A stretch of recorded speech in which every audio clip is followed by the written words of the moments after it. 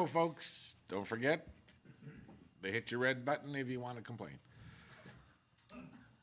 Hello, everyone, and welcome to today's 15th of July,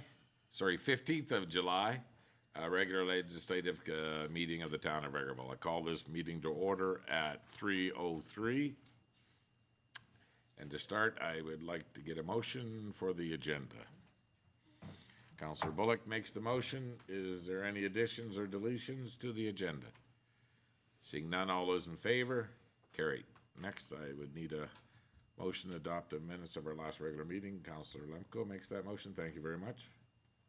Is there any errors or omissions in those minutes?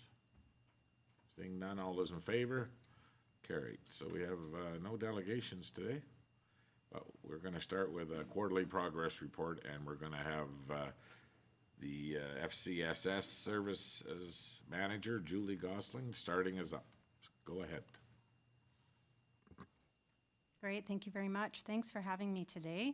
I'm really looking forward to sharing this quarterly report. I've prepared a slide deck. The slide deck is just going to run through continuously with all our programs and services. I don't have enough time today to share everything, but you can have a look at everything on the slide deck, and if you have any questions, you can ask me at any time. Just to go over a few things, though, to highlight during this quarter. We have been incredibly productive, and it's been a transitional time for our department. We have focused on numerous initiatives, including a facility relocation, that's the FRN, program expansion. We've got some additional staff during this quarter and done some community engagement projects as well. One of our largest undertakes during this quarter was the relocation of the FRN, the Family Resource Network.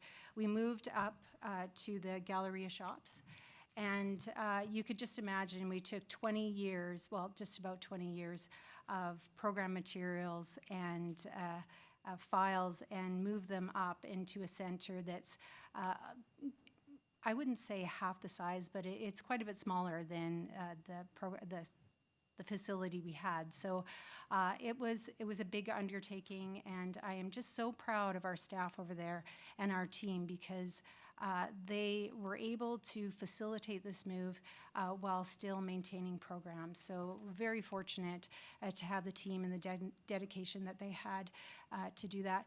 Also, we need to really have this huge shout out to our community because we had business owners, local agencies, parents of the programs, there was nonprofits. So many people came out to help us with this move. We don't have a lot of money in this grant for renovations and certainly not for the move. So they really stepped up and helped us. We had professional craftsmen like plumbers, electricians, carpenters come out and do this work at no cost for us, just for the materials. So we have been extremely grateful and thankful for all the support. We wouldn't have been able to do this without them. In addition to that, we know that this big undertaking that we had really impacted our other town departments. So a big thank you to our facilities department for coming out and helping us with the renovations, painting the center. I know they were painting the center at 6:30 at night the Friday before we opened because Sizzling Summer is now in there, and they're facilitating that program out of that. That started on the following Monday, so really grateful for that. So big shout out to administration as well, and all the work they did for the lease, setting up the lease, setting up any of the accounts that we needed in order to get electricity in there or the phone and stuff like that. So we recognize that it impacts everybody when there's a move like this, and we're just so grateful to have it. So please, if you ever get an opportunity during the day to stop in, have a look at it. I know they're still working on getting it to a place to their own standard of where they want it to be, but at least it's to a point where we're moved in and everything's set up for that program. So really grateful for that. We're also very excited to officially launch our community counseling program. So that's the full-time counseling program that we have running out of FCSS. We spent the last quarter working on starting it from scratch because we've never had a full-time counseling program at FCSS before. So set up our online booking system, got all our intake forms done, getting, staffing. So that's all underway. We're fully launched. We've got it out into the program. Bryn has done a fantastic job of going out and meeting with agencies in the community, different organizations, just promoting the program to make sure that if they have any clients, that they know that this service is available and they can refer at any time. It's a low-cost program, so it's affordable. It's on a sliding fee schedule. It's between $8 and $20 for a counseling session. If you were to go to the city, their sessions are upwards of $200, $180 to $200. And then you're traveling on top of it. So very affordable, and it's meant for those who are unable to afford the counseling service with their benefits. So that's really who we're targeting in the community and making sure everybody has access to counseling in the community and surrounding communities as well. We are subcontracted through the Calgary Counseling Centre, so we do have that support system as well, and they are doing a data collection as part of the grant. So we will provide them the data, and from there they'll roll up all of the data from across the province, and it's really about developing a mental health strategic plan overall for the province. So we are part of that project, that pilot project, and I'm hoping after this year that we're able to extend this contract. It's only a one-year contract, but it's a start, and we hope from there that we can continue on. Staffing and program training has been a big part of this last quarter. Our team has grown to 11 employees in our FCSS office, so it's substantially grown, and we've done a lot of training and development out of our office. We welcomed 3 employees, so we have 3 new employees, and then also on top of that, Latanya came back from her mat leave, so 4 new staff in the last quarter. And it's been a lot of hands-on learning. We have developed some program training manuals in our office, and we've done that for many years now, and when staff change over, then switch over, or we get new staff into our office, they're able to grab those manuals and they can see step by step what the process is for running these programs, and then they're constantly being updated and renewed or revised based on whatever program updates we have. So really fortunate that we have staff that care enough to be able to do that, to put those steps in place so that staff that are coming in always have that guide to go by. Also, we have the Alberta Crime Prevention Project that is really focusing on youth programming aimed at crime prevention through community engagement and skill building. During this last quarter, we did hire a staff member, and now they're working on developing the program. We're taking a very, it's not a unique approach, but it's unique in the fact that we are really looking at community engagement before we hit the ground running. So we're getting out there to the community and finding out really what the need is for youth development. And it's targeting ages 12 to 24. So it's not just youth, but it's young adults as well. And so we're going to be doing some community conversations with youth, families in the community. Also, we're going to be looking at doing some sessions with our community agencies as well, just to find out really what the need is so that moving forward, we're really thoughtful about the programs and services that we're offering for those youth. And then also developing and looking at facilities in the community. So our hub facility will be out of the same spot that the FRN is, but then also reaching out to schools, library, and other areas where we can expand those locations and offer those services as well. And then lastly, we hosted a large-scale community event. Most of you were at that. It was our volunteer appreciation event. 180 people were there.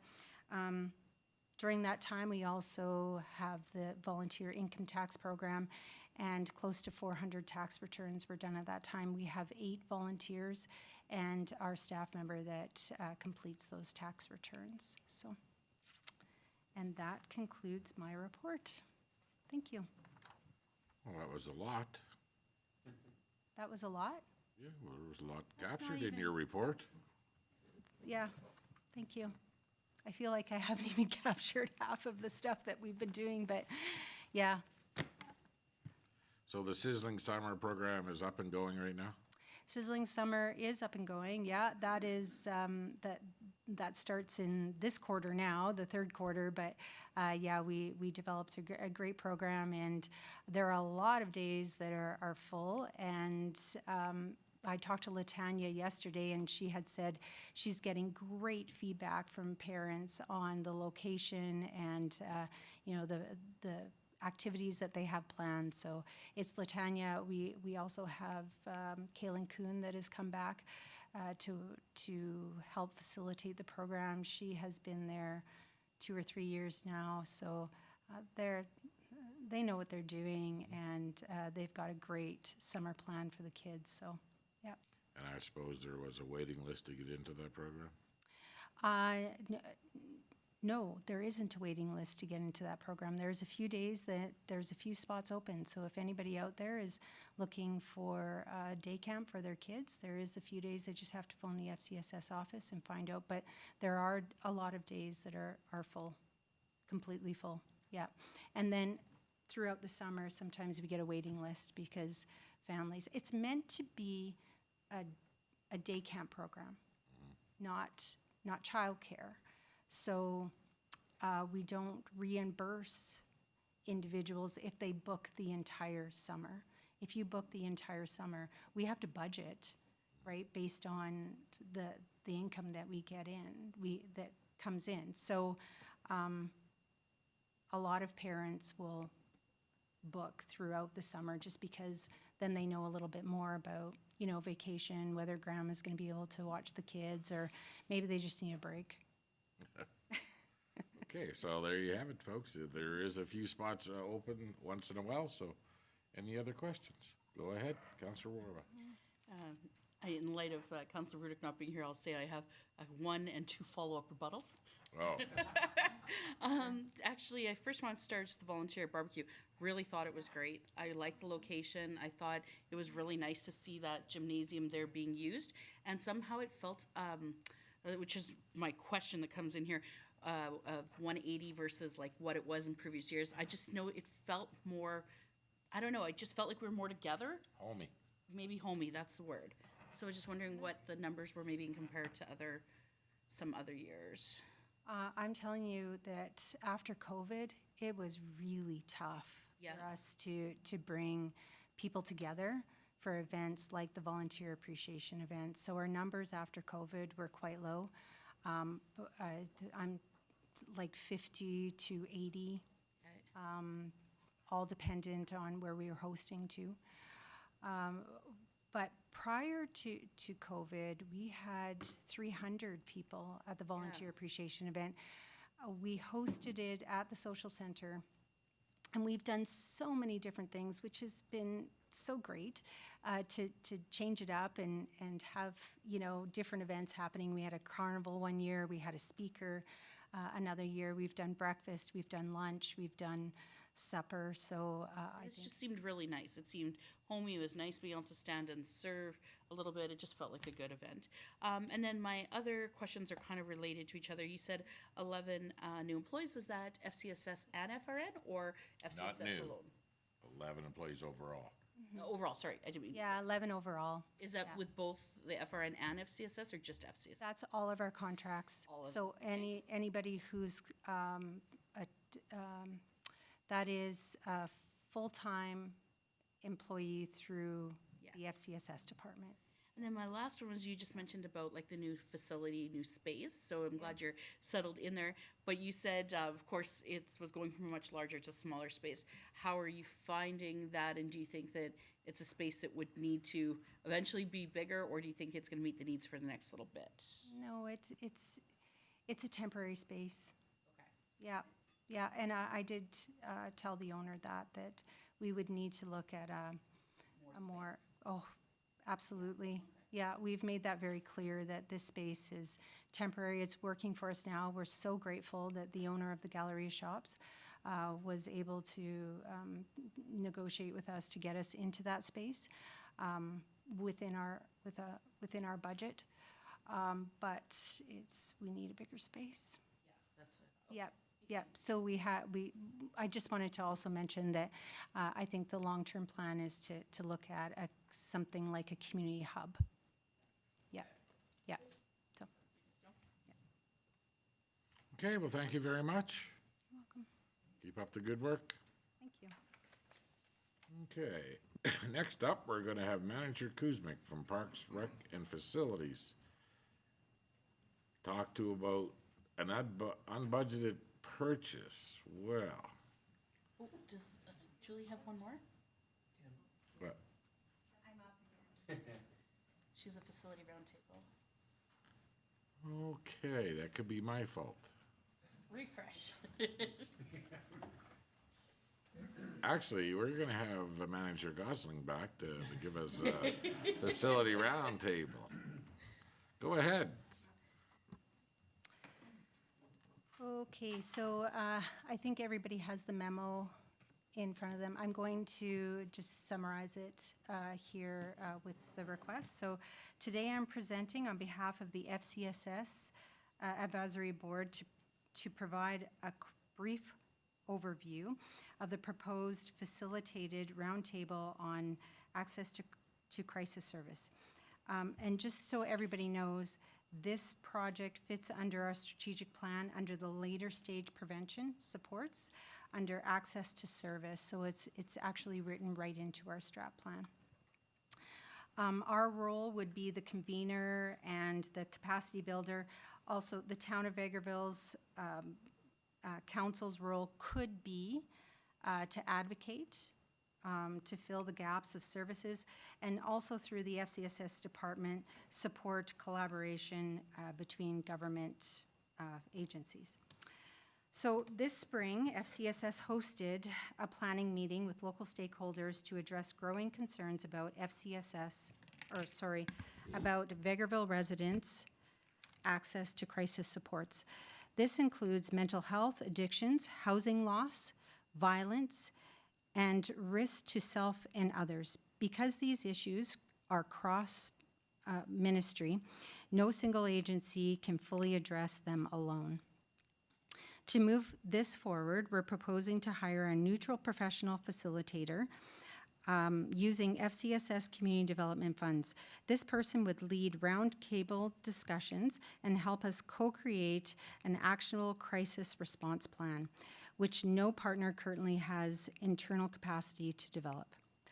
Our goals for the roundtable are build shared definitions of crisis and urgency, identify real gaps in local services, strengthen cross-sector collaboration, develop a community roadmap for better access to services, and align both immediate supports and long-term strategies. We're recommending either comprehensive, that's the $3,500 dollar package, or full service $5,000 facilitation package from Bassaw Social Innovations. We've already secured a $500 contribution from Primary Care Network and have a funding request pending with the Recovery Alberta. Today, we are seeking council's approval to proceed with hiring a facilitator and selecting a package. We're also asking if council would like to appoint representation to participate in the roundtable.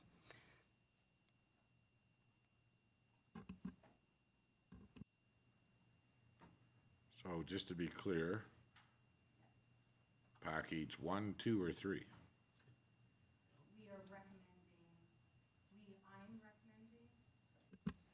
We are recommending 2 or 3. That was the conversation that we had at our FCSS board meeting. We talked about all 3 packages, and that's the packages that Scott gave us from Bassaw.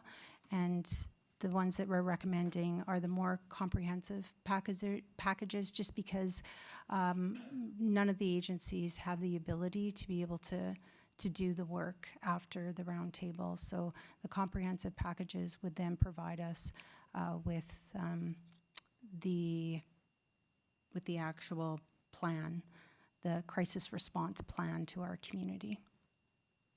Okay. Go ahead, Councillor Bullock. Yeah, during the meeting when we talked about it, just the importance of making sure we get everybody together at this stage to talk it through and actually come out with a plan. So it would be a real good idea to go ahead with this, because we don't want to lose the traction that got us to this point. And it'd be a shame not to finish it at this point, to get there. We've been trying so hard to get there, to get everybody together, talk, and really figure out who's losing what and why it's not connecting. So. Go ahead, Councillor Borba. I definitely would like to know who's using what and why it's not connecting. I do have a bit of a concern with it. We had a presentation given to us by the representative at the hospital, and there was some concerns brought up that this is not in the privy of what we should be doing and organizing and setting up. I just want to make sure that maybe we are not, like, I would almost like to be able to take this back to her and be able to say, in your conversation, is this what you meant when you said these things need to come to us and go to her for her to allocate out? Is this what you meant, or is this separate and you do in fact see a value of it? I would like to get some expertise from her in that regard before I approve any of this. Because when we started it off to the meeting that had in, I didn't think we were doing what we were doing to begin with. At first, some of us were saying, no, we didn't even think that we should be the premise of the one facilitating, and then we sort of did, okay, we're facilitating only. But from there, we never seemed to quit facilitating. We're bringing them in, we're organizing, we're bringing them together, we're taking this onus of this role that, you know, maybe isn't ours, but if nobody's doing it, I think someone has to do it. I agree with that. But I really felt like what I heard from there was sort of brought that some of these things were already here, that there was some duplication of these discussions, and I would like to see it taken to her and saying, is this what you were talking about, or would you see this as value for her to see as well? It's just if I felt very good about our conversation with her, and I felt like she brought a lot of information for it, and I'd want to know that we aren't putting something together when she's going, oh, whoa, I'm the one should be sending it out to everybody. That's just my thought. Okay, well, I was obviously not at that meeting. So I guess the best possible outcome from looking at this, using the facilitator, would be to fill in the gaps where who's doing what, who's filling these holes, who should be on top of this. That would be the best possible outcome.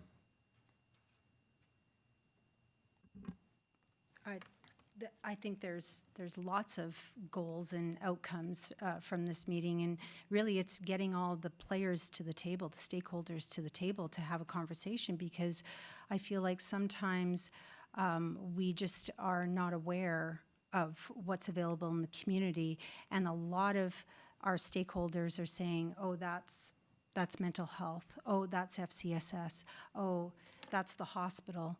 And when we had that first initial meeting, through discussion,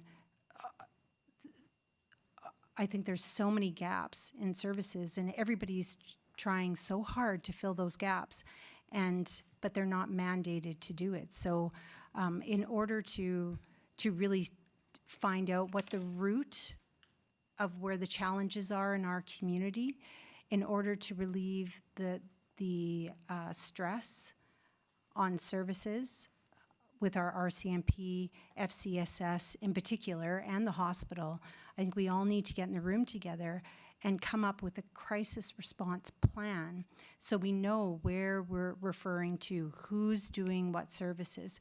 We have a lot of turnover in our services as well, in our agencies. And so if there's no plan, when the new individuals comes in, it's like relearning our community all over again and what services are available and what's not available. If we had an actual plan that everybody contributed to and was a part of building, I think that would make a huge difference for our community. But it's also about making the commitment to all stay connected as well. And FCSS, after this is all done, we can take a step back. In fact, what's that?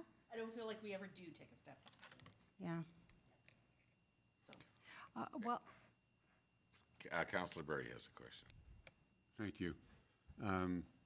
I can appreciate the concern, but I think the aspect is that the hospital isn't well understood as to all the services that are available through the hospital. And I think what this will do is it will get the hospital, the primary care network, who do communicate back and forth a lot, and the other services all together so that they can look at matters so that they aren't duplicating services, so that they can complement each other rather than duplicate.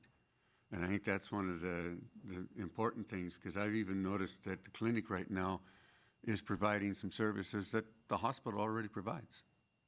And, you know, so, I mean, in terms of ultrasounds and et cetera. So, I mean, like, what we need to do is get it, something like this where everybody that is involved can be at the table, can work through it, and come up with what's my area, what's your area, and how do we make sure that the community knows what all is available and where they should go in order to get that service. And sometimes there might be a need to have duplication, but I think the important thing is we need to be able to get more information out there as to the services that are available in this town, and then also look at, if there's a gap, who can provide it. So I don't see a problem with going ahead and getting something like this put together, because I don't think we'll ever get it as one package unless we do. Councillor Curtis. Thank you very much. Thank you, Julie. I know that it was our direction to get the first meeting rolling as well, which is awesome that you had a bunch of stakeholders there. I think it's been a little tougher to get them back for round two, as you've kind of mentioned with summer and vacations and stuff. But for me, I would go with, you know, cost adjustments prior to approval and just the follow-up to make sure that they're all going to show up to this next meeting. I'd like some concrete that all these different stakeholders are going to be there.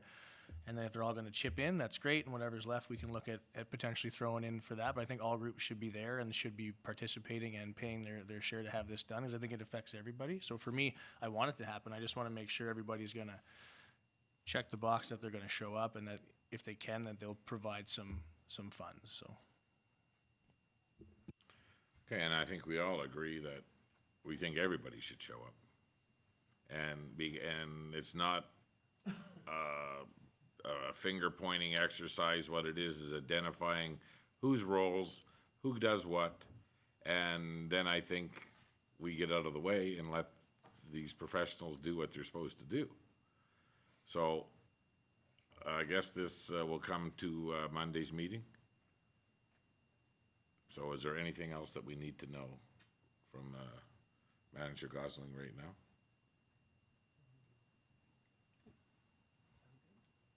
Okay, well, I guess you'll find out on Tuesday which option we pick. Okay, thank you very much. Now, what's the other guy's name I brought up earlier? Manager Kuzmic. This is gonna be a bit of a shock to everybody.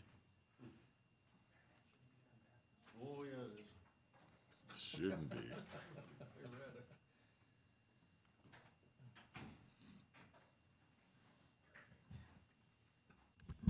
Well, good afternoon, everyone. I'm sure you've all had a chance to read the memo, but I'll go through it again if you'd like. So a little bit of background on our current Highline mower. We've been operating it for numerous years, and it's been costing us quite a bit of money to repair it. It's currently down and has been down for about 3 weeks to a month, so we're behind on that for our mowing. To repair it, currently we need new gearboxes, and that runs us about $57,000 to repair it. In the past few years, it's cost us $23,000. Add that whole total up together brings us to about $80,000 in the last few years if we were to move forward and repair it. We have had manager, our fleet manager, Tony, can never pronounce his last name right, but you all know him. Temptation? That's the one. He did go out and find one for us, actually. It's running anywhere between $38,000 to $45,000 to buy a new one. It's a 2024. Pretty much the exact same picture of the one we use, and now it's just a newer model. I don't imagine they put a lot of new gearboxes in these guys. No, we have Costs been. more than buying a new.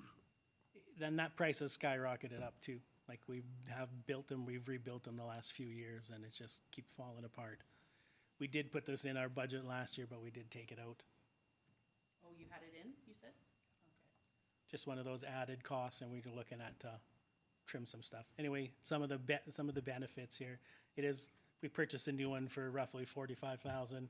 It's cost efficient. Purchasing the new mower is $45,000, significantly more economical than investing $56,000 to repair the current one. Operational, it'll be a lot more reliable. The new mower will reduce the likelihood of future downtime and unplanned maintenance. Long-term value is the new unit will come with some warranty and provide a more, provide a more reliable long-term solution. Financial impacts, it is an unbudgeted expense. Funds need to be drawn from somewhere, reserves.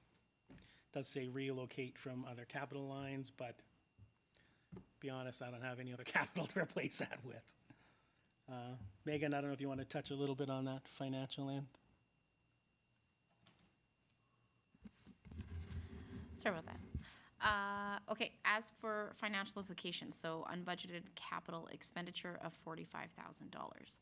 So as of right now, we have unrestricted equipment reserves in the amount of just under $300,000. So currently the equipment reserve is sitting at $605,000.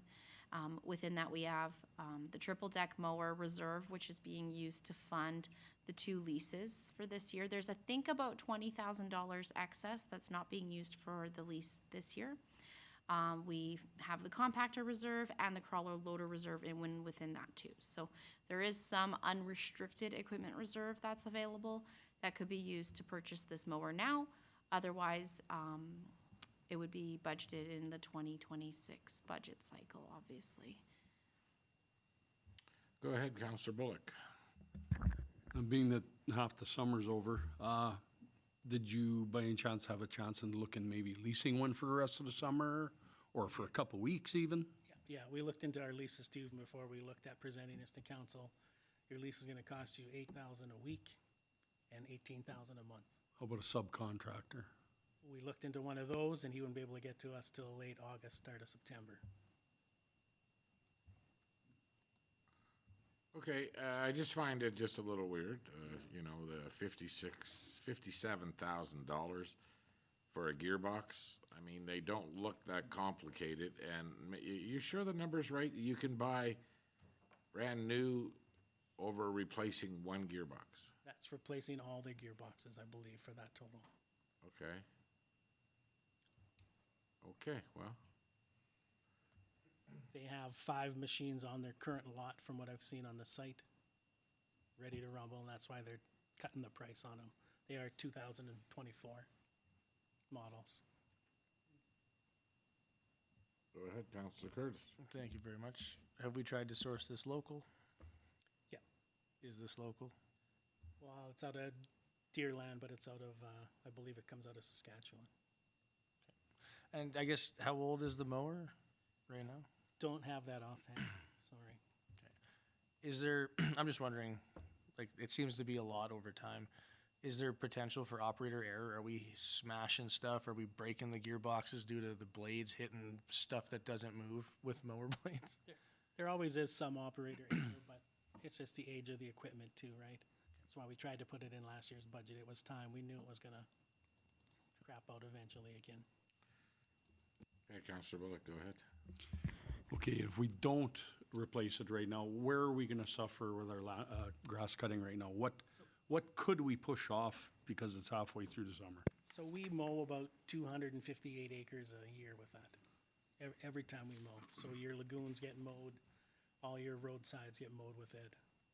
I got a list we can go on forever if you want to see it. There's quite a bit of it.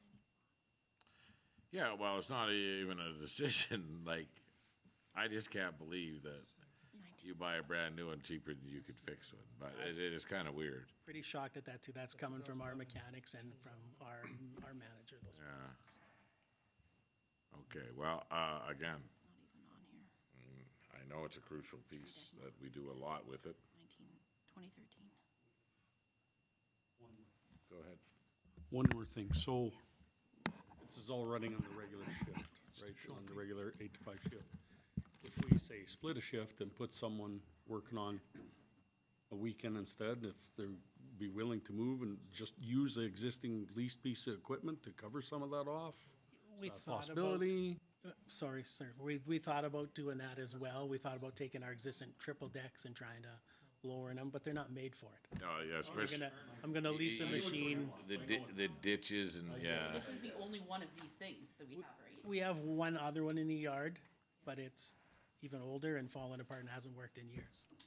Oh, well. So, It's the 1995. 95. Yeah, I have one on the books from 1995. so We purchased it's, it for 15,000. it's served its time. Okay, well, we'll let you know Tuesday morning on that one. Perfect. And if I might? if you Yes, don't mind. Tony. Yeah, no, Dale, go ahead, go ahead. Yeah, I don't know. It's one of those days. it's, this current shelter's been rebuilt in the past and has been rebuilt enough times that there's nothing left to rebuild anymore. So there's not even an option to really rebuild it because it's done. You can only do it so many times. For 56, it's not really.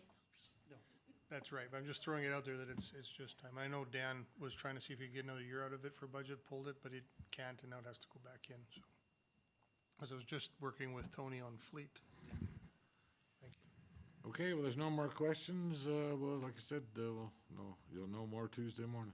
If it helps, you can deny Mitch anything he needs. It's usually the case. Thank you. Thank you, Dan. Next up, Manager Newton, Protective Services.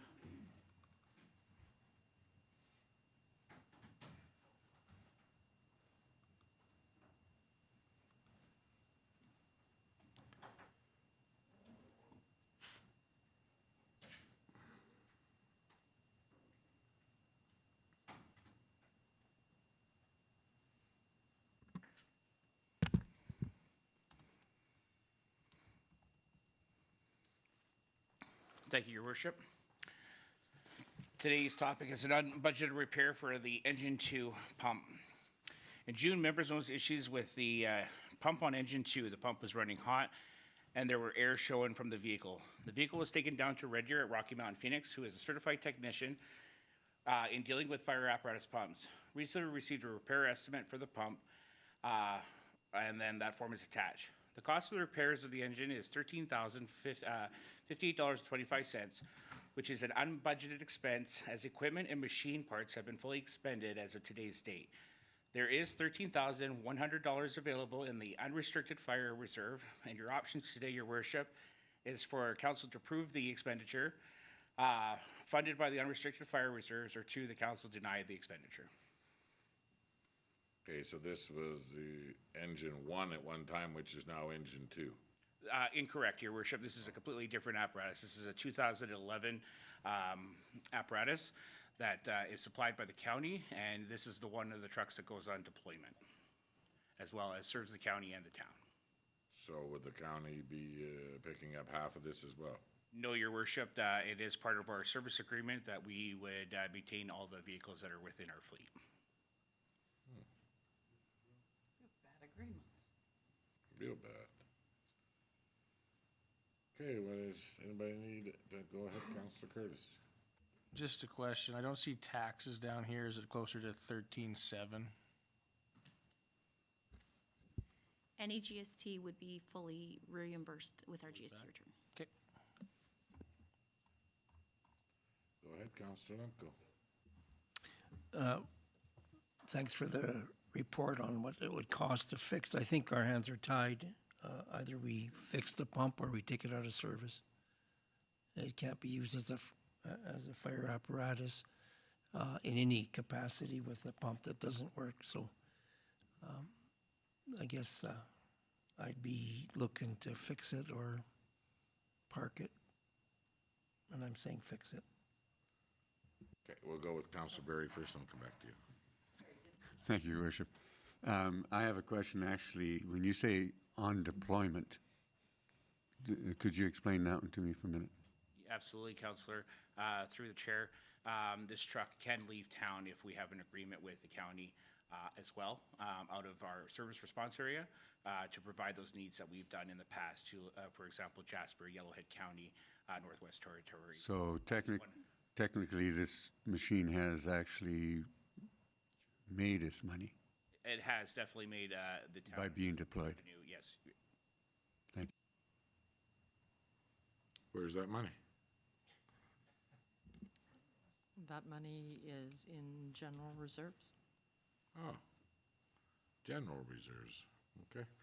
Go ahead, Councilor Ruaba. Just one quick question. If it was approved, did they give you any idea about timeline for how long it would take for the repair? Just wondering how long it would be out of mission and area. It has been out of service since the beginning of June. It's about 2 to 3 weeks for parts at this point, and then it'd be on their schedule when it would be repaired. We're not the only one in the queue on right now, unfortunately. But still, it's just a pump, really, right? Yes, yeah, it is a pump, Your I Worship. mean, they rebuild pumps in Edmonton every day. Probably 35 shops that could fix a pump there. This is a certified fire apparatus technicians, and there are very few to come by in Alberta. But it's still just a pump. I don't know the difference between a fire pump and a regular pump for It all works technician the certified same. wise, but to meet our underwriting, we do have to have a certified pump technician that does service it for us, and they do provide that pump test at the end of the day. Okay. There you go. Okay, well, again, we don't vote on those things here. We'll see what we can do on Monday night. Thank you, Your Worship. Thank you. Now, another report, the Community Engagement and Economic Development Manager, Jamison Brown. Thank you very much, Your Worship. The good news is I am not asking for unbudgeted funds. The bad news is that I'm actually pinch hitting today for our Community Engagement Coordinator, Sabrina Curtis. She intended to be here, but she is under the weather, so I will present on her behalf, but I did want to make it abundantly clear that she did a lot of work when it came to the annual report and its preparation, and certainly full credit should be given to her. The background as it proposed or as it pertains to this memo is in regards to the 2024 annual report. And since 2019, the town of Vegreville has released an annual report in the hopes of capturing department highlights, functions, and accomplishments of the preceding calendar year in an engaging manner. The annual report also includes an in-depth financial analysis that demonstrates the town's financial position and commitment to ongoing fiscal responsibility and transparency. To minimize printing costs, the 2024 annual report will be published online for public viewing at vegreville.com with the option for residents to request a printed copy by visiting the Town of Vegreville Administration Office. So, as I referenced earlier, there are no costs associated, there are no financial implications because we will make the report available online, and if somebody were to request it, we could just print it upstairs. The communication strategy moving forward, upon approval, the 2024 annual report will be communicated through a Level 1 public engagement process by being shared on the Town of Vegreville website. Options in front of you today, that council accept the 2024 annual report as presented and approve the publication on the Town of Vegreville website at the July 21st, 2025 regular council meeting, or option 2, that council direct administration to amend the 2024 annual report prior to approval.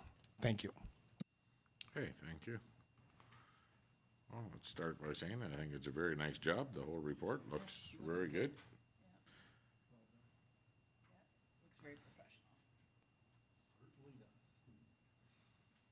Okay, well, there's no more questions. No, I think it's good. You're good? Well, I was just going to say 2 thumbs up. It's a very good report.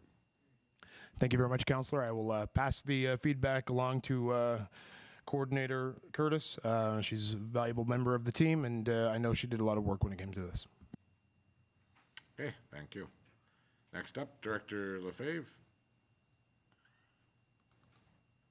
Thank you, Your Worship. I'll turn this on first. We'll open the first attachment under 11.1. It's a memo to council. The topic is to amend Land Use Bylaw 11, 2019 for rezoning. The background is a planning and development. We've received a rezoning application on June 15th, 2025 to rezone 3 vacant properties from General Commercial District, C2, to Medium Density Residential District, R3. Since 1995, all 3 parcels have sat vacant within the downtown core, which is within walking distance to all amenities. The applicant is hopeful that rezoning will help support the growth within the town of Vegreville, creating areas within the town that promote medium density and more affordable housing options for residents of Vegreville. Communication strategies level 4 involve, consult, collaborate. After a successful first reading, advertising will be set for 2 consecutive weeks online and in the local paper. A public hearing will then be scheduled for August 18th, 2025, with the opportunity for second and third reading to be held on August 18th, 2025 at the regular scheduled council meeting. Your options are, number 1, review bylaw 08-2025 and move forward with the process, or 2, review and deny the application and provide reasons why. Are there any questions of council? Okay, any questions on this rezoning application?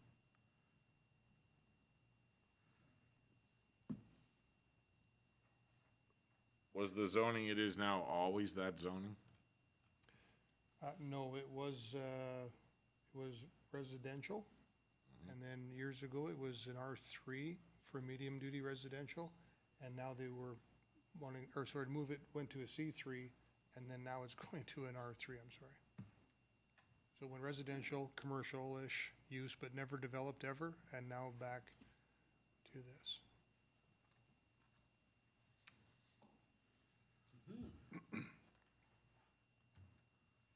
Okay, so we will have. Oh, sorry, go ahead, Councilor. Yeah, I just have some questions on this. It strikes me this piece of property was requested a few years ago to be residential. At that time, I actually thought it was just one parcel of land, but I guess I wasn't looking at it close enough. And At that time, we felt that it should remain commercial because of its location, or, yes, commercial, unless it was a bottom line commercial with residential above. And so we denied the aspect of it being an R1 going to a particular individual who wanted to build one home on the 3 parcels. I'm trying to figure out who is requesting, because it's currently up for sale, it has for sale sign on it. Who is actually requesting the zoning change? I know. Yeah, it's in the application on the last attachment, Yes. and that would be Valid is requesting it. So I guess I'm trying to figure out if it's up for sale, Valid is the current property owners, That's correct. and they're endeavoring to see if it would make it more sellable, or have they also been speaking of developing? I have not had that conversation with them for exactly that. However, typically when someone owns a property for that length of time, it goes up for sale, and then they're requesting a change of district or a rezoning. It can be part of the condition of sale, that if you as the seller can get approval from council to make it this, it would help them sell it for someone that may want to put a medium density in, instead of the individual buying the property first and then making application to see if it could go R3.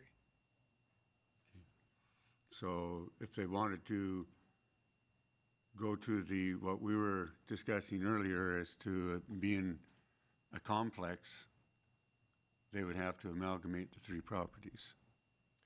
But then it would be residential. It's actually two parcels, right? I thought it was 3. There's 3 lots. 2 lots indicate- are under one lot block and plan, from what I understand. Regardless, yes, if they're gonna build something that covers over boundary, then they would have to amalgamate lots, yep. So the current owner who has it up for sale is requesting for it to be rezoned back to residential to try and improve the sellability of the lots. That's my assumption. Okay, thanks. Okay, well, we'll start the first reading on Monday, I guess, if there's no more questions. I have a slight small question. Go ahead. Would it be possible for you to email out to us again, just as a refresher? And I know you've done it before, Del, so I apologize, but under each of the categories, like the R1, 2, or 3, what's permitted under there? Just so a person can look at that again. It might help a little bit. Thank you. Okay, well, I will do that. okay, next up, temporary tent structure. Thank you, Your Worship. The topic is development permit application for temporary tent structure. Background, Vegreville's direct control DC district is established to accommodate developments that, due to the unique characteristics, unusual site conditions, or innovative design, require tailored regulations not available within existing land use districts.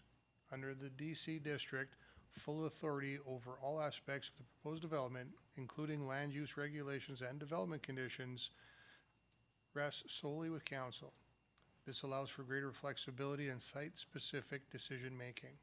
On July 2nd, 2025, Planning and Development received an application to construct a new temporary tent structure to replace an existing one at 5145 51st Avenue. The proposed tent structure will be 10 by 20. Site plan is attached. There is no financial implication. Communication strategy is not applicable, as it will simply go back to the applicant with a response for an answer. So the options are that council would obviously review development permit application and move forward with the process, or review and deny and provide reasons why. Okay, so there was an existing structure, you're just looking to replace it.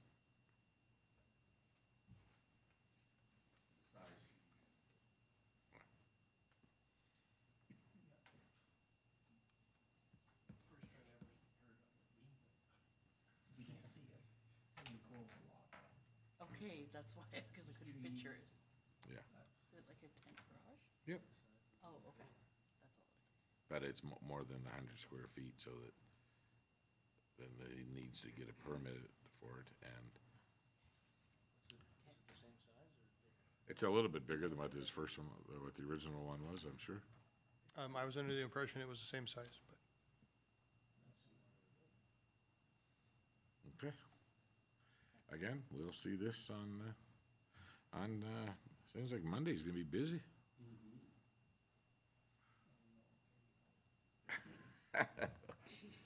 Okay, thank you very much. There's no more questions on this one? Thank you, Director Lefebvre.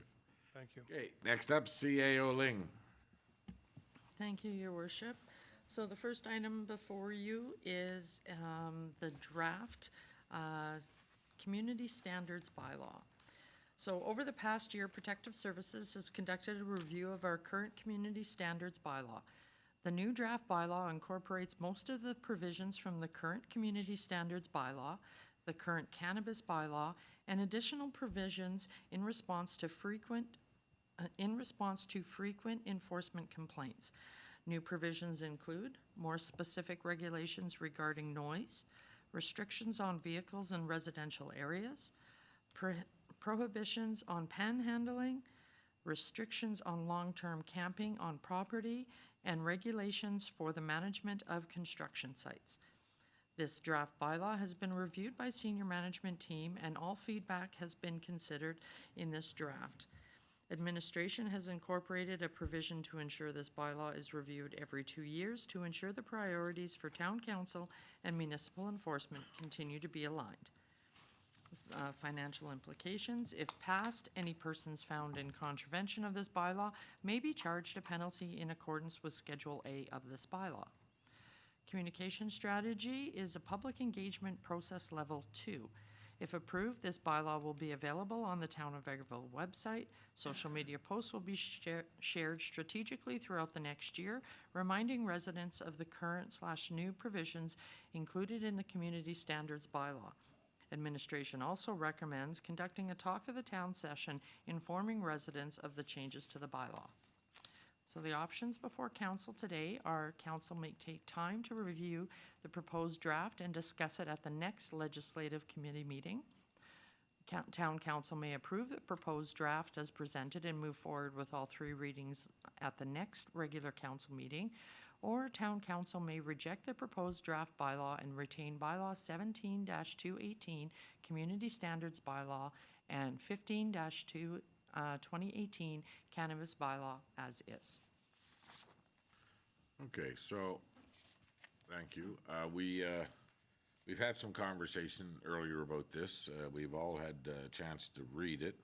We recommended a few changes that we'd like to see. So I think we'll spend a little more time on reading the draft of it the way it is right now, and we'll bring it back. Option 1, I think, is what we'll settle on, bring it back to the next ledge meeting. Okay, perfect. Excellent.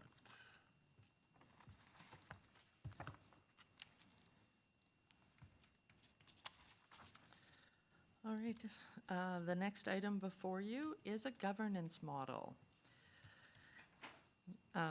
The background on this is after passing of Bill 20, Municipal Affairs Statutes Amendment Act 2024, which made orientation mandatory for elected officials, administration began seeking resources that can assist in the onboarding of council members. Between 2022 and 2024, Red Deer County Administration and the Council created and adopted a governance model in consultation with Dr. Gord McIntosh, educator and consultant in local government management. The governance model is a framework that outlines how the county is governed. It provides clarification of roles, explains how various roles work together, and describes how decisions are made. In preparation for the upcoming election, administration has adapted Red Deer County's document to reflect the Town of Vegreville's council procedural bylaw and best practices. Municipalities are not required to have governance models. However, documenting this information ensures that everyone working in our organization has the same understanding how the system works, and our municipal government may continue to increase transparency with the public. With council's approval, this document can be included in the 2025 candidate page and for future council orientations. The communication strategy, this document will be communicated with a level 1 public engagement process. Copies of the document will be made available on the Town of Vegreville website through the 2025 election webpage and also be used as a tool during council orientation this fall. So the options before council today are: council may review the proposed governance model and provide feedback to administration prior to discussions at the next legislative committee meeting. Council may discuss the proposed governance model at today's legislative committee meeting and move forward with the approval at the next regular council meeting, or council may defeat the governance model. Okay, thank you. So everybody's had a chance to take a look at this governance model. Go ahead, Councillor Bullock, start us up. Yes, I gave it a good read through, and there's a lot to go through, and I see a lot of work has gone into this, and a lot of this does sound good. I do, however, would like to absorb more of it and need a little more time, so I'd like to bring it to option 1 personally myself. Okay. I agree with that. I almost skimmed it. What? I did. I skimmed it only. I'd like to read it further. You skimmed it too? Oh, okay. Well then, yes, option 1. Councillor Barry, you probably read it through and found all the spelling mistakes? No, I did read it through, but it was after reading through the standards bylaws, so I was having trouble concentrating, because I shouldn't have tried to read them the two of them back to back, along with everything else. It's a good document, I can see that, but I'd appreciate actually just taking a little more time and going through it one more time, because I think that it's important and we should have it. But I could do a more in-depth read on it. I'm ready to go. I must admit, I literally kind of looked at the pictures and just went, oh, nice. The other document was really long. Okay, then, so what we'll do is, we'll go with option 1 on this one as well, and we will be more prepared, for sure. There was a lot of reading in this agenda that we were given, and we debated, had a long day, so we'll put that off for further debate on our next ledge meeting. Okay, and then our final one for you today will be the draft Vegreville Regional Museum deaccession report. Okay, thank you. Deaccessioning report. Deaccessioning. So the background on this is a comprehensive final report has been drafted detailing the 2024 museum deaccessioning process. This report outlines the distribution of artifacts to the Town of Vegreville organizations and the Alberta museums, the auction process for remaining museum objects, and an overview of the revenue from said auction sale.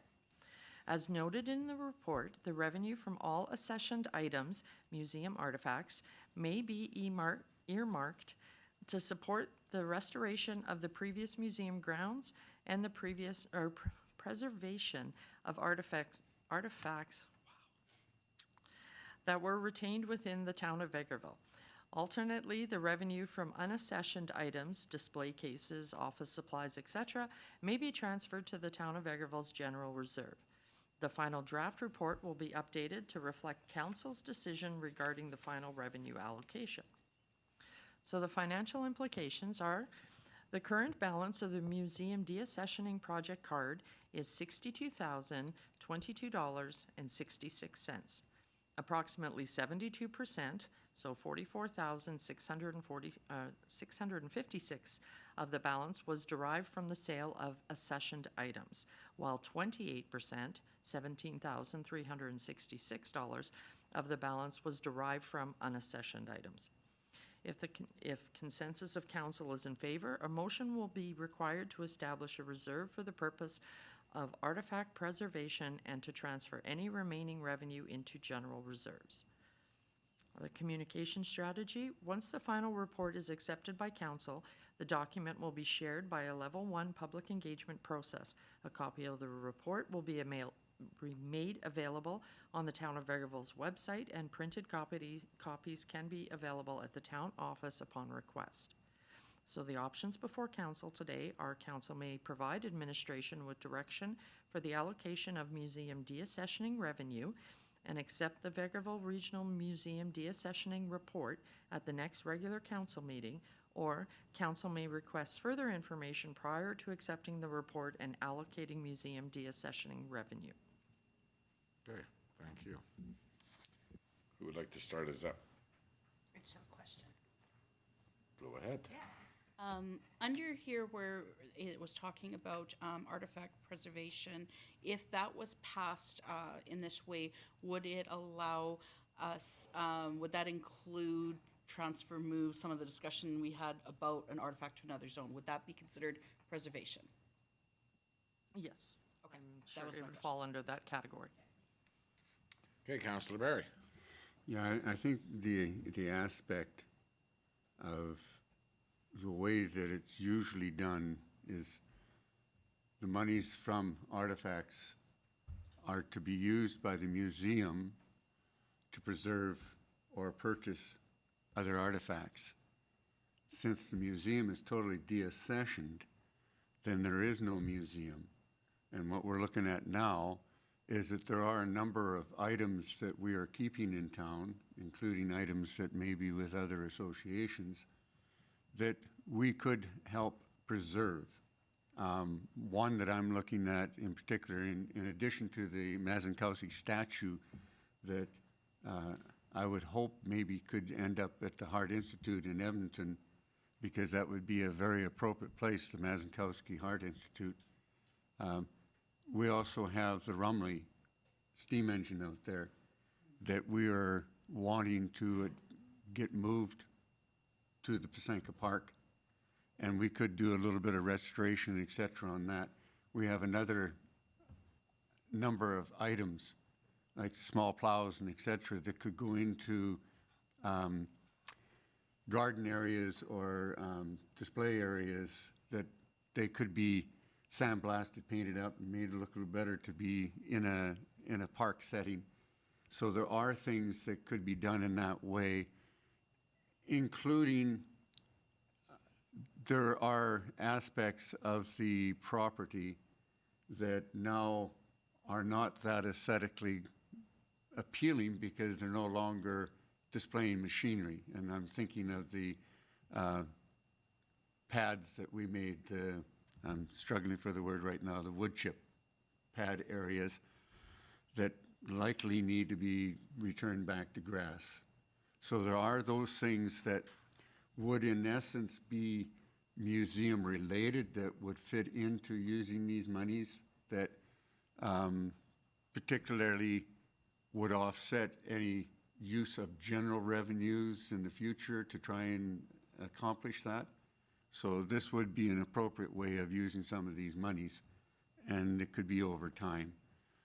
The other monies that were from the shelving and et cetera appropriately should go straight to general revenue to help offset the cost that we had in deaccessioning and the cost of continuing to maintain the grounds that we currently have. So that would be my perspective on it from the involvement that we had on it, that I think that the majority of the artifacts that were at the museum are all now housed in other museums in the province and are including the Royal Alberta Museum and the Reynolds Museum, the Ukrainian Cultural Village and archives, and the local museums around here, plus a lot of archives or a lot of materials that were sent that the Ag Society is now going to be maintaining, that the Legion, in fact, have a number of items and et cetera. The cultural group here, the Heritage or Ukrainian cultural group, even at the hospital by moving the School of Nursing back to the hospital. So we do have a lot of those things here. It was the sale of items that weren't particularly of local heritage, that can be found in a lot of different areas and et cetera. Other museums were less interested in those items, so they went up for auction. And I just think that that would be an appropriate way of using these monies, is to offset and maybe be able to take some of the artifacts that we want to display and have them restored. Thank you. Okay, Councillor Curtis. Thank you very much.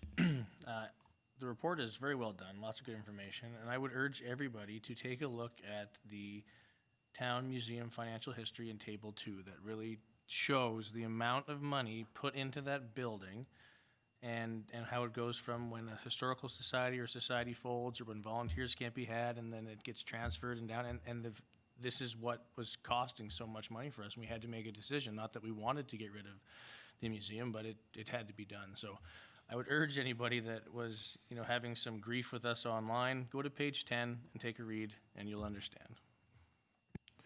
Yeah, again, I would like to echo that the report is very well done, and it's very transparent about the whole process and the financial history. The last few years that we were financing this museum, it was costing the taxpayers in the sum of about $260 for every visitor that we were subsidizing, and there was just no chance we could keep that up. So again, I want to thank Councillor Barry and Leslie for all the work they did on this project, and for those of you that are waiting to see what this report looks like, it'll be released after Monday night's meeting.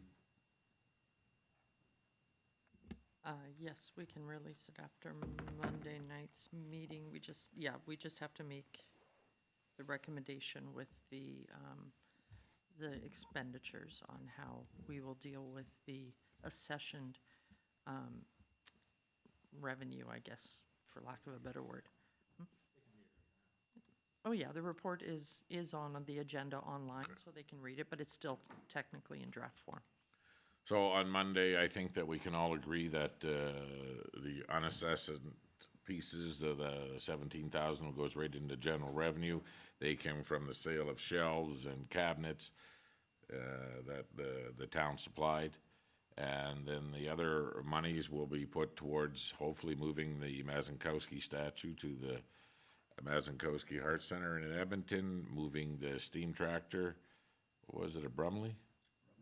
Romley. And a few other fix-ups out there at that facility that we can hopefully deal with that facility to get that off our hands here in the near future.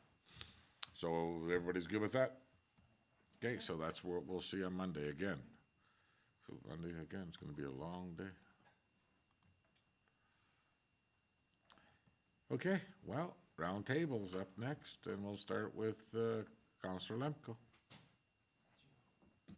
Thank you, Your Worship. I have nothing. Nothing? Everything's just hunky-dory Good. in my neck of the woods. Thank you very much, Councillor Curtis. Thank you. Not too much, just that the medieval fair the attendance was crazy. I was at a wedding on the weekend, and a wizard tried to get into the wedding, so we had to show him the correct place to go. But it was awesome to see that. I know that that's going to stick around here now. This is year 2, so good job on the Egg Society for having that out there. I haven't heard much else. Okay, thank you very much, Councillor Roba. I had a couple calls about the medieval, just that it was something nice to see something a little bit different than our traditional types of festivals. So that was really good to hear. Obviously, we received some land use concern calls, but we have done everything we can administratively to deal with that. So I think we can leave it at that one right now. And I have a hold item for later. That's it. Okay, thank you. Councillor Bullock. Yeah, just comment on the events recently in town, like the Passinga Festival, the Saturday night when I was volunteering there, the excitement and all the people that were there was unreal, actually. It was just, the energy was great to see. It still happens. It keeps on going. So the Cultural Association, lucky to have them around, generating an event in town like that. Tons of people in town for the medieval festival. I didn't get a chance to attend it, but I did see the result around town of about how busy it was. It's just amazing how busy agricultural society and cultural association events and what happens. The Iron Runners had their collector car appreciation day where Councillor Lemko and I were there to present the proclamation on behalf of you, so that was really great. And then the gracious hosts of the Motor House, Jay and Lee and Jackie and Dale, they all let the car club tour the area and see what it's all about and how they've picked up and made that facility and everything look great coming into town here as well. Just on another note, I know bylaw's doing their job because I got a email from a concerned citizen about being approached by bylaw. So, and that's my report. Okay, thank you. Councillor Barry. Thank you, Worship. Yeah, the only calls or discussions I had are items that I think that administration has already cleared up or dealing with right now, so I don't need to discuss them. The only, I guess, thing to go and add to the Ag Society is that yesterday I finished cutting the corn maze.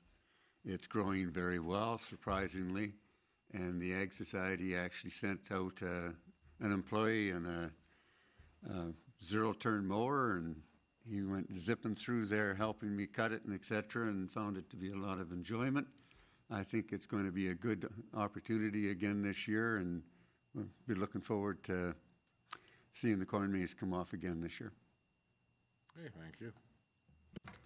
Well, I'll echo a lot of the thoughts that we've heard here. I mean, the Pasanka Festival was incredible. The opening ceremonies, I've never seen it that full, and the attendance was, and you can still hear the music at nights. And it was nice to be invited for the kickoff there, and really enjoyed it. And the Medieval Fest was unbelievable how many vehicles were there and stuff. I didn't go in. I just want to let those people know that had wrote letters regarding a decision of the town. Those letters are not being read today because there is an appeal process that started, and we cannot prejudice the decision of the appeal process, so those letters will not be read today, and that's where we're at with that. Go ahead, Councillor Lemko, you wanted to... Yeah, I just wanted to say to the organizing committee of the Canada Day in the park and the wonderful job that was there with all the vendors, the color run, and just the excitement of the community. It was another well-attended event, and in all the years I've been going, the fireworks were astounding.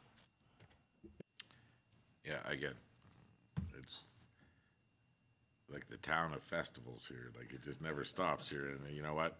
And I brought this up when I did the opening welcome at the Pasanka Days, is about how does other municipal leaders and like, how do you guys do it? How do you guys, this community, keep function after function and event after event? How do you come up with these volunteers?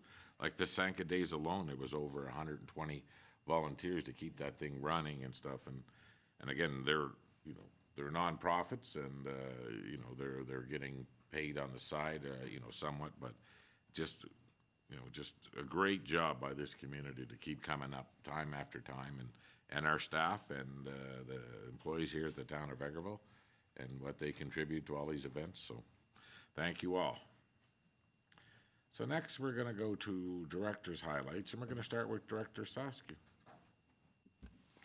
Thank you, Worship.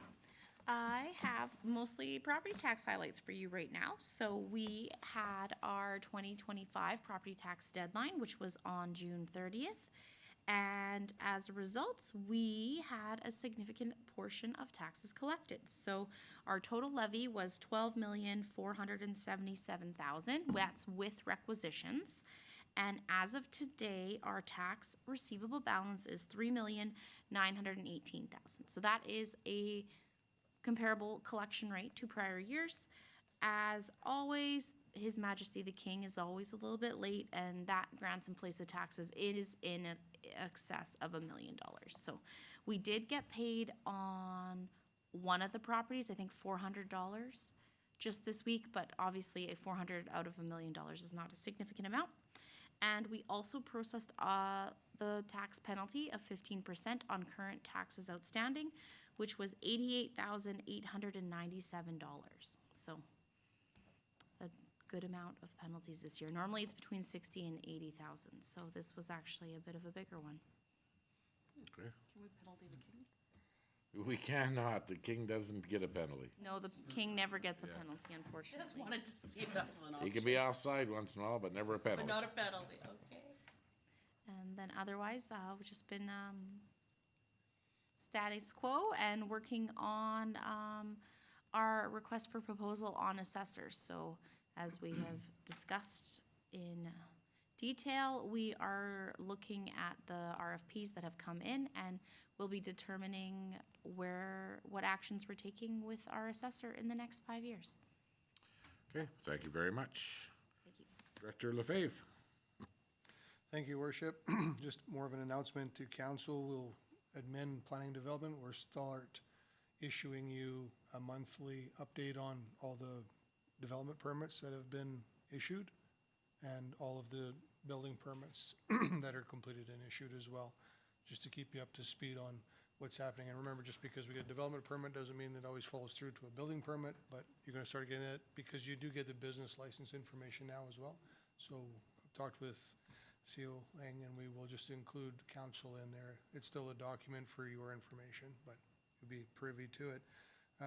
Just some things going on in town. Our contractor is stripping 44th Ave, getting the base pulled out, and then we'll repack and base it. He will actually, and then we will do the pavement. That was our annual paving jobs that we do, about that 110 to 150,000 per year every year. So that's happening right now. Our fourplex on 51st Street, the services are being backfilled right now, and tomorrow the CCs will be connected because it's a fourplex. It has 4 separate services running to each unit, so it's 4 CCs. There will be 4 water meters, and we're just about done that, and then we'll work towards getting the road paved and the concrete sidewalk relayed, and then the development will continue on. Our other contractor is working on all the miscellaneous 2025 concrete work, so you'll see them out there with areas of sidewalk being removed and cracked and leveled and things that need to be done. So weather's been really good for that, so they're making really good progress. And our main gas line for Prosperity Park, we're at over the 75% mark with almost all of the install completed right in the park. And a lot of the focus now is on the main line as they work around Pasanka Days and the medieval fair, and they jockey into position here and there to help us out. They've done a super job. Our Canada Day celebrations, there's no interruption there, so that's exactly where we have to open up and come across. So ATCO Gas has been really good to be mindful of the schedule that's going on, so our community groups aren't being affected, or if so, very, very little, but so far it's been none. And that was my report. Okay, thank you. Any questions? I think keeping us an update on the development permits and building permits will be a good thing, because we often get a lot of questions about a lot of projects, and again, development permits don't always turn into building permits. Okay, thank you. Next up, CAO highlights. Okay, thank you, Your Worship. Just a few things. I attended a police funding model review focus group put on by MNP. I've, along with Megan, reviewed the RFP submissions for a new assessor contract. I attended Dr. Jan Zlatsky's retirement party at Initech, along with a few members of councils and our seed manager. And then in between the last meeting and now, I've had some vacation days. Okay, well, that's good. All I got today. That's good. I mean, these retirement parties. Retirement, well, my vacation days were good too, so. Okay, thank you very much. So we have got a council meeting coming up next Monday. It's the 50th anniversary of the Pasanka, so that's on July the 26th. We're having that civic holiday again, I guess, on August the 4th, I see. Every year. Okay, and, yeah. County Fair starts on October the 6th. Leslie, how we doing filling in those cart spots? We'll be following up with each of you next week, when he's just gonna send out another reminder email. Okay, well, maybe I should talk to Bonita. Have you signed up? No, I couldn't. I tried to write my name in that email and it just wouldn't work. Okay. It says the 23rd here, but it should probably be the 21st. For, Council meeting. Should be Monday. oh, what's going on here? Well, it says the 23rd in our. Please feel free to refresh.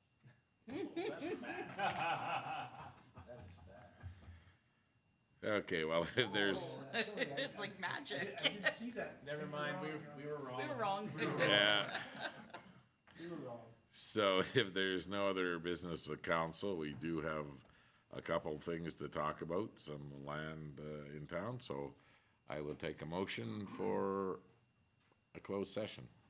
Councilor Waraba makes the motion at 4:27. All those in favor? Carried.